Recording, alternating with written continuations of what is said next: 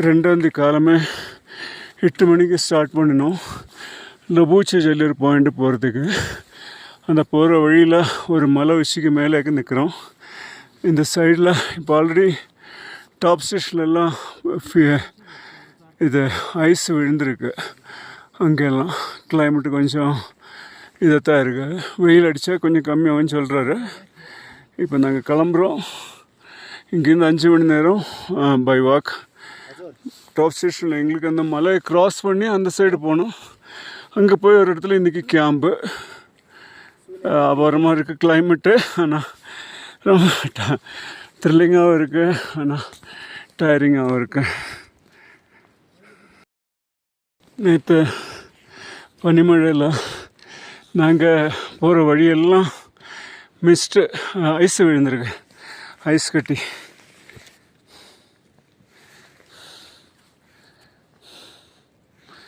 ஃபுல்லாக அப்படி தான் இருக்குது. நல்லா இருக்குது. லைட்டாக ரெயின், வழி ஃபுல்லாக இப்படி இருக்குது, ஐஸ் தான். ஆனால் அப்படியே மெல்ட் ஆகுது. ஹோப்ஃபுல்லி சூரியன் வந்தோன்னா மெல்ட் ஆகிடும் ஃபுல்லாக நினைக்கிறேன்.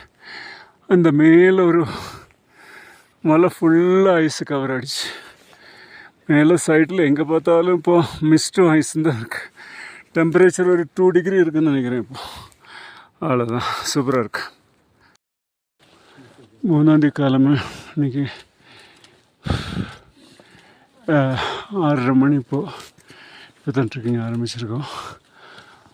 கிளைமேட்டு நல்லா இருக்கிற அளவுக்கு பெருசாக வழியில் ஐஸ் வந்துட்டுல. ஆனால் பக்கத்தில் ரோட் சைடு ஃபுல்லாகவே இருக்குது. அப்படி ஜஸ்ட் ஒரு வியூ. நிறைய பேர் ஏறிட்டுருக்கா. நிறைய பேர் ஃபாரினர்ஸ் மாதிரி தான் இருக்கா. நம்ம ஆளுகள் கம்மி தான் நம்ம ஊர்லேருந்து. நல்லாயிருக்கு பார்ப்போம். இது இன்னொரு பாயிண்ட்டு. 9 மணி நடந்துகிட்டே இருக்கோம், சுற்றி சுற்றி போகிறது.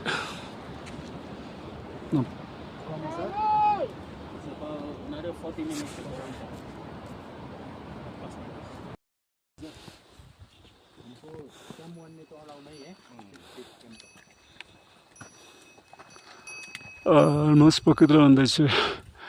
ஒரு 10 நிமிஷம் நடக்கிற தூரம் மாதிரி தான். இங்கேருந்து ரைட்டில் பார்த்தாலே அந்த பாயிண்ட் தெரியுது.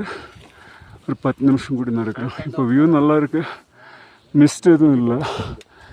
அங்கே போய் பார்த்து தான் கரெக்டாக திருப்பி ஒரு சமயம் மிஸ்ட் இருக்கா இல்லைன்னு தெரில. அதான் இந்த வியூ போட்டு இப்போ சன் நல்லா பிரைட்டாக மேலே தெரிஞ்சிட்ருக்கு இப்போ.